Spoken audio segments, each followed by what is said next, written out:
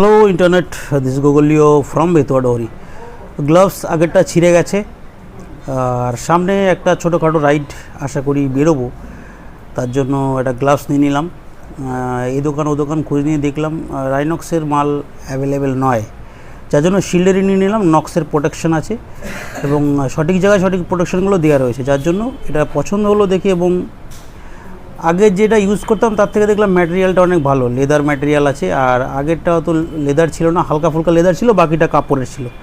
এখানে ম্যাক্সিমামটাই লেদার, কিন্তু মুশকিল হচ্ছে বললো যে অল সিজন নয় এটা, মানে এই বর্ষার সময় ইউজ করা একটু কষ্টকর হবে, ব্যাপারটা ভিজে গেলে মুশকিল হবে।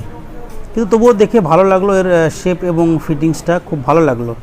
যারা শিল্ডের ইউজ করেছো তারা আশা করি জানবে, তারা বুঝবে। আমি ইউজ করিনি শিল্ডের গ্লাভস, এর আগে শিল্ডের কোনো প্রোডাক্ট ইউজ করিনি, তো এই প্রথম আমি কিনে নিলাম শিল্ডের একটা হ্যান্ড গ্লাভস, রাইডিং গ্লাভস যাই বলো। খুব ভালো দেখলাম, প্রোটেকশনগুলো সঠিক জায়গায় আছে এবং ঠিকঠাক আছে। এই যে দেখো কত সুন্দর নিয়ন কালার করা আছে, এই যে নক্সের প্রোটেকশনটা এখানে দেওয়া রয়েছে, ভিতরেও নক্সের প্রোটেকশন আছে। তো যারা ইউজ করেছো বা